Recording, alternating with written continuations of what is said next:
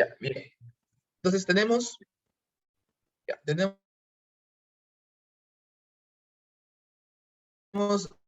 las, así se agrupan las patologías del sistema respiratorio, las vías respiratorias altas y las vías respiratorias bajas, ¿no? Como pueden observar acá en esta pequeña imagen, el tracto respiratorio superior abarca la cavidad nasal, la faringe y la laringe, ¿no es cierto? Y el tracto de vía respiratoria inferior abarca la tráquea, los bronquios y los pulmones, ¿ok? ¿Sí? Bien, entonces eso lo tienen que tener muy claro, ¿ok?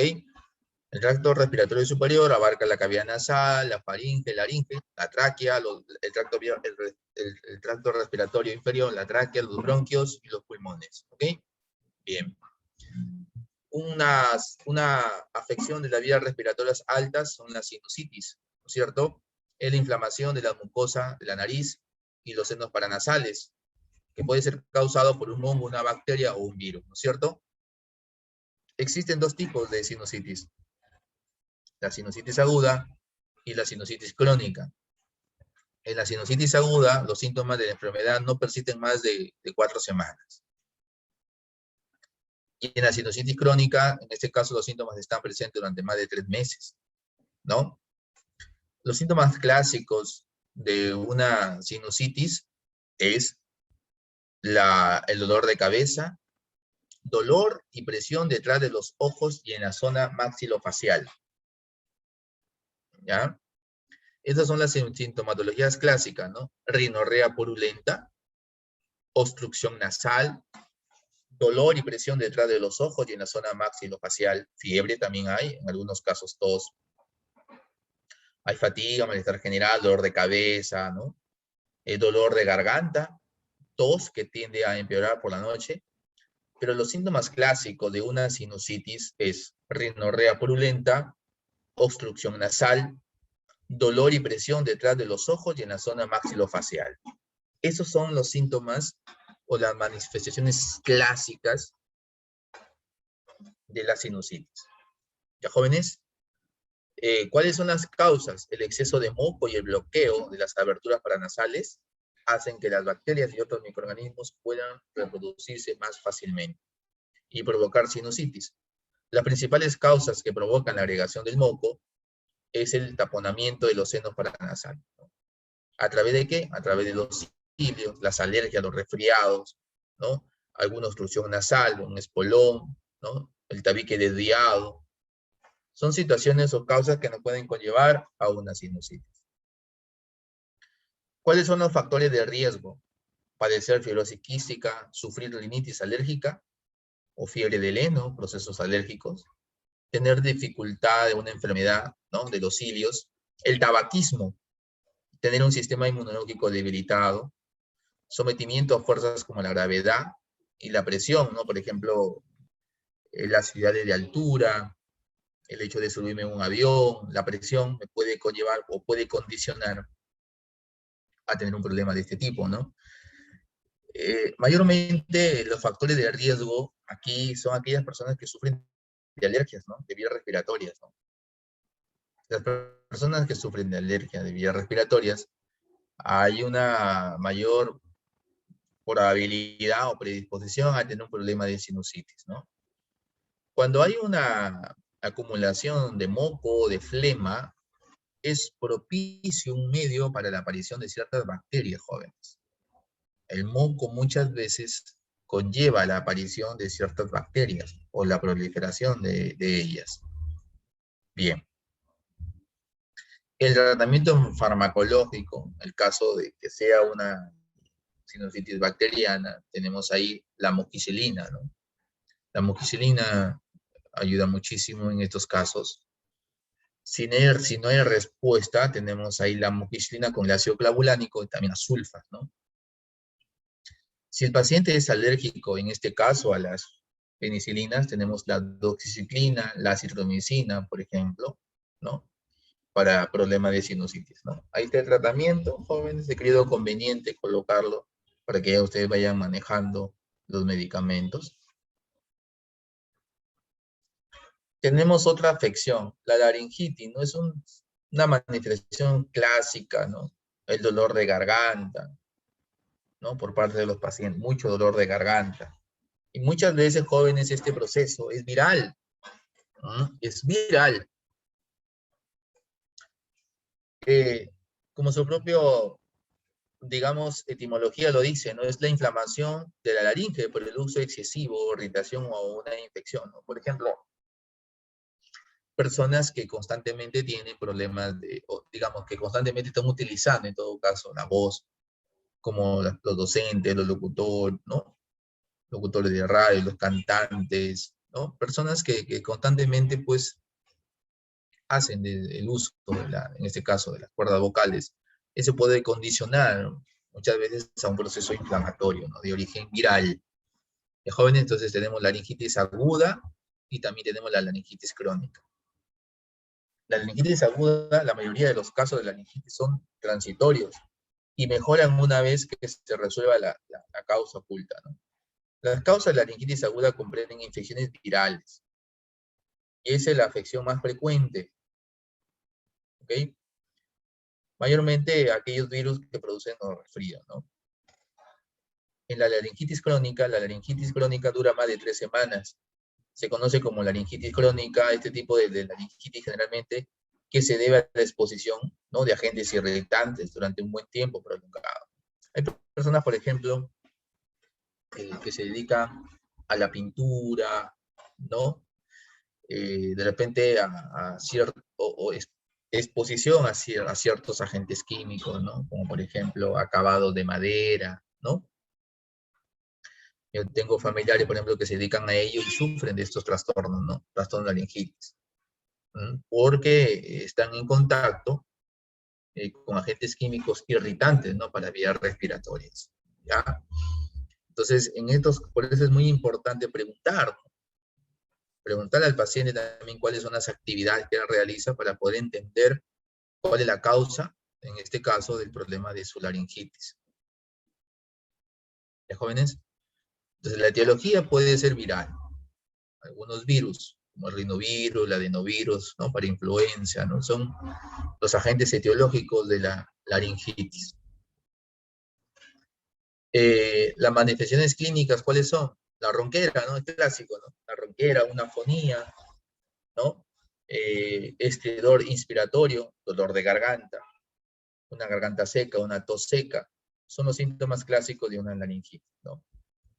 La evolución es, en el proceso dura una semana aproximadamente, ¿no? Cuando es viral, luego esto se va complicando, ya se produce una infección bacteriana y empieza a haber una secreción, moco, flema, ¿no? Y hay una secreción ya micropurulenta, ¿no? Esta es la evolución. Normalmente se empieza con un proceso viral que dura 3 días, 4 días, ¿no? Pero si es que eso no se trata a tiempo y si el paciente se expone a factores, digamos, que pueden contribuir a que esto se pueda complicar, ya estaríamos hablando de una infección bacteriana. ¿Cuáles son los factores de riesgo? Una infección respiratoria, como el resfrío, estar expuesto a sustancias irritantes, el uso excesivo de la voz, ¿no? ¿Qué acciones preventivas podemos tomar aquí? Hay que evitar que el paciente fume, hay que limitar el tabaquismo, el alcohol, las bebidas frías, ¿no? Evitar por lo menos de consumir alimentos irritantes, ¿no? Incorporar siempre cereales en los alimentos, frutas, verduras. Evitar siempre las infecciones de las vías respiratorias altas, ¿no?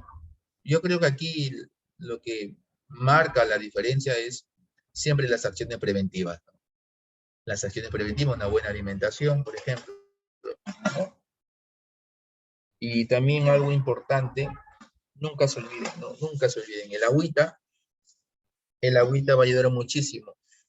Sí, bastante líquido, tibio, el paciente que tiene problemas de vías respiratorias en general, es muy importante mantener la vía, silencio, es muy importante mantener las vías respiratorias lubricadas.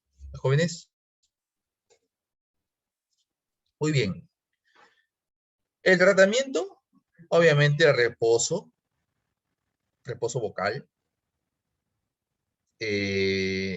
Los AINES ayudan muchísimo en este caso, el ibuprofeno, naproxeno, ¿no? Ya saben que los AINES solamente se deben de tomar máximo por 3 días, nada más, 3 días de AINES, naproxeno, ibuprofeno, ¿no? ¿Cuáles son las medidas generales? Tranquilizar y molestar lo menos posible ¿no? Al explorar líquidos abundantes, analgésicos y antitérmicos, ¿sí? Hay que humedecer, oxigenoterapia si fuera el caso, si fuera necesario. Algunos corticoides, hay que, digamos, no abusar mucho ya de los corticoides, hay que tener mucho cuidado. Si es que amerita, bueno, por ahí podemos usar una dexametasona, una prednisona, ¿no? En algunos casos al paciente lo van a tener que nebulizar, pero mayormente una laringitis no se llega a ello, ¿no? Y los antibióticos ya saben, pues, ¿no? Los antibióticos si es que hay, si es que ameritan, ¿no? O no, si es que hay la presencia o no de ciertas bacterias, ¿ok? ¿Alguna pregunta hasta ahí, jóvenes? ¿Todo bien, todo claro? Profesor. Ya, muy bien. Entonces, tenemos la faringitis también. La faringitis es una inflamación de las membranas de la mucosa, ¿no? De la garganta. Miren, estamos hablando mayormente de procesos virales, ¿ah? La etiología, el origen es de casi un 70-80%, mayormente es viral, ¿no? La duración, según el doctor Thompson, dura de un 90% es para niños, ¿ya? Niños, esto padecen casi mucha frecuencia en niños y tiene una duración por lo menos de 2 a 7 días, ¿no? Los niños, ¿no? Cuando aparecen con los dolores de garganta, ¿no? A veces los niños chillan mucho, lloran mucho, no están gritando, hay inflamación ahí que mayormente es viral. Los cambios también, los cambios de estaciones, por ejemplo, ¿no? Los cambios de estaciones también originan ciertas mutaciones virales que pueden conllevar a ello. Los cambios de clima nos pueden conllevar a la aparición de ciertas afecciones, no tanto de faringitis, laringitis, ¿no? Sobre todo en niños. Estoy seguro que muchos de ustedes han observado eso. En niños suelen aparecer estas manifestaciones, ¿no? Entonces, vuelvo a repetir, como es un tema viral, no amerita el uso de antibacteriano. No amerita, perdón. No amerita el uso de antibacteriano, ¿no es cierto? Hay que tener muchísimo cuidado. Miren, a veces se confunde con ciertas bacterias como los estreptococos. Miren, miren es la gargantita en esta imagen, el paginina, ¿sí? Miren la esprangina, bien ahí en la boquita, unos puntitos blancos, ¿no? En algunos casos, no se vayan a confundir, porque en algunos casos aparecen unas placas blancas. Ahí estamos hablando de bacterias. Pero cuando son así puntitos, estamos hablando simplemente de un proceso viral. ¿Ya, jóvenes? Bien. Las manifestaciones clínicas, ¿no? En este caso, cuando hay una faringitis bacteriana, miren en la imagen, ahí observamos unas placas, no puntitos, ya son placas, ¿no? Y ahí sí hay ahí hay, digamos, mucho dolor de garganta y fiebre, hay adenopatías, cefaleas, vómito, dolor abdominal, dolor de cabeza, tipo meningismo. Ahí sí ya estamos hablando de algo más serio, ¿no? Una faringitis bacteriana. El tratamiento farmacológico para la faringitis bacteriana, penicilina, ¿no? Para niños. La amoxicilina, por ejemplo, es un antibacteriano de elección para estos casos, ¿no? Si el paciente es alérgico, ya saben, los macrólidos, ¿no? Cuando el paciente es alérgico a las penicilinas, la opción es los macrólidos, ¿no? ¿Qué medicamentos pertenecen a los macrólidos, jóvenes?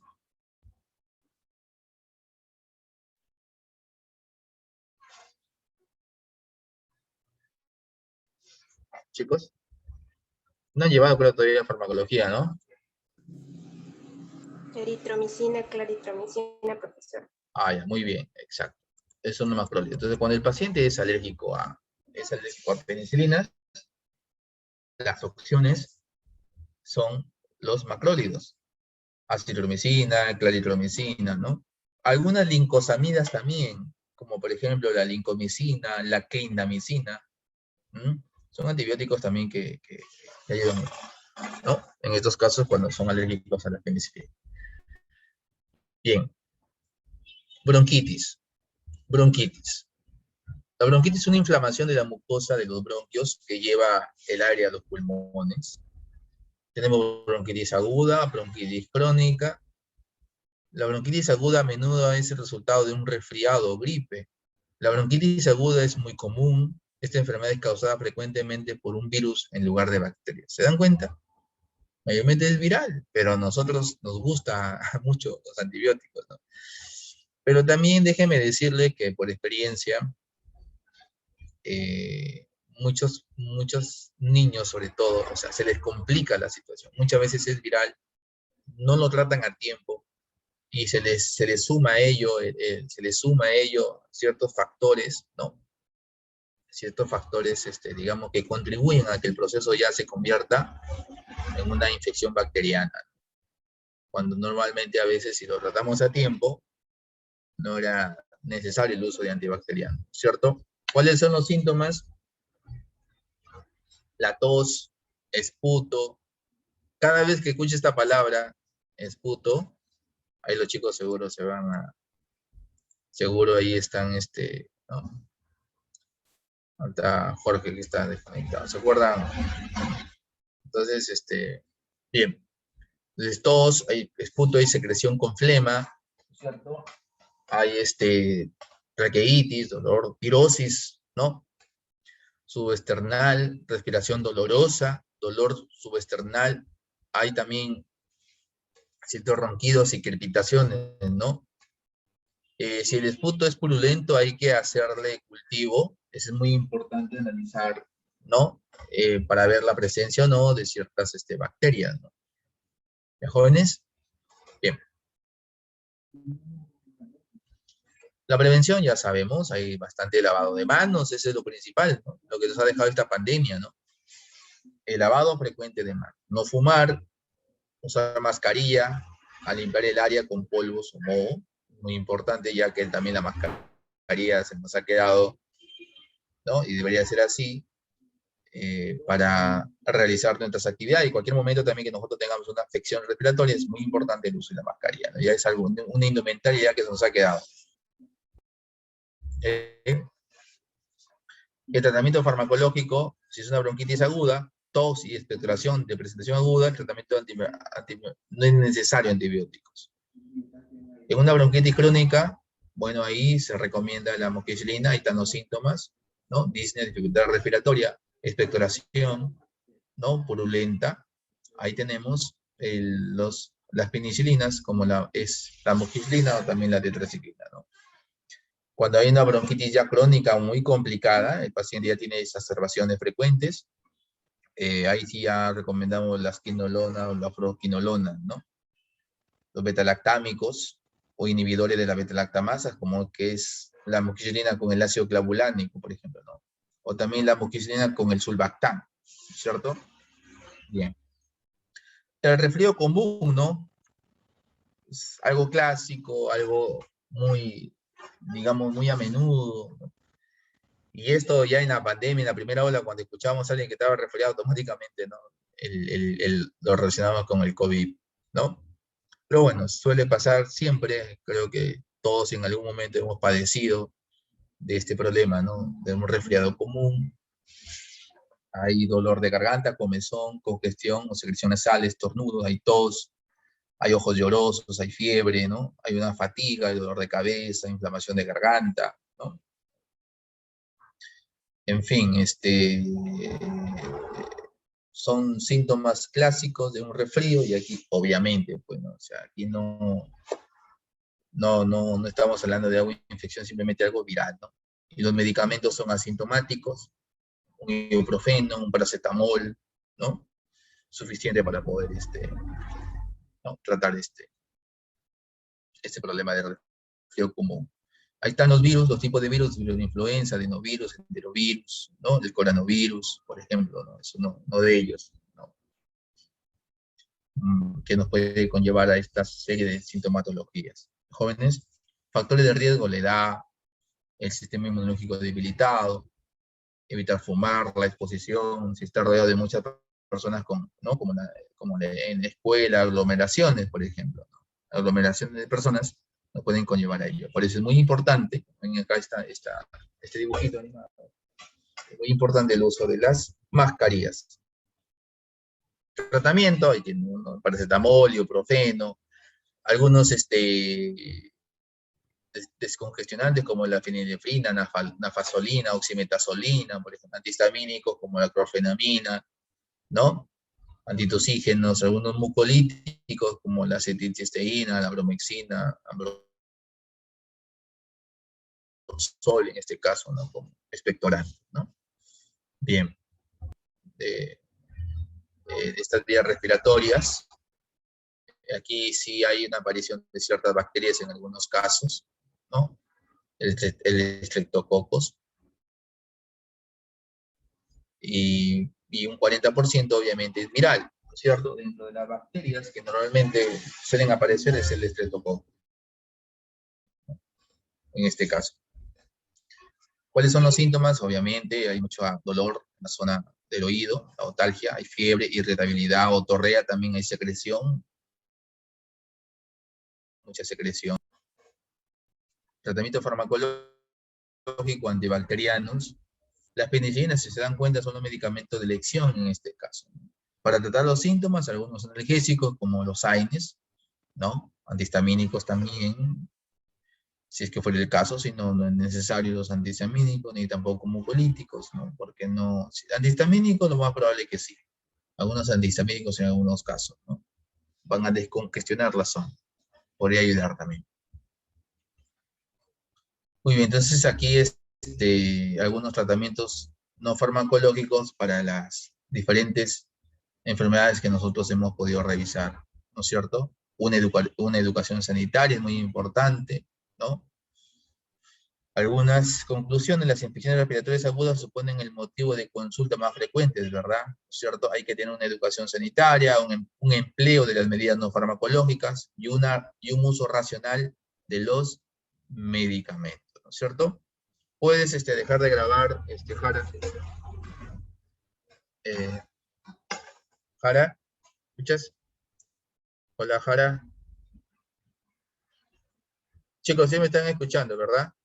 ¿Sí? Sí, profesor, sí se escucha. Ya. Muy bien, entonces voy a dar una pausa de 10 minutos, ¿les parece? ¿Sí? Ya, profesor. Ya. De repente quieren ir a los servicios, ¿no? De repente alguien quiere desayunar. ¿Ok? Una pausa. ¿Están bien o quieren seguir? Sí, Sí, profesor. ¿A una pausa? ¿Sí? Sí, Ya. profesor, por favor. Listo, una pausa. Ya, chicos, una pausita. ¿Ya? En el kiosco. Ya. No.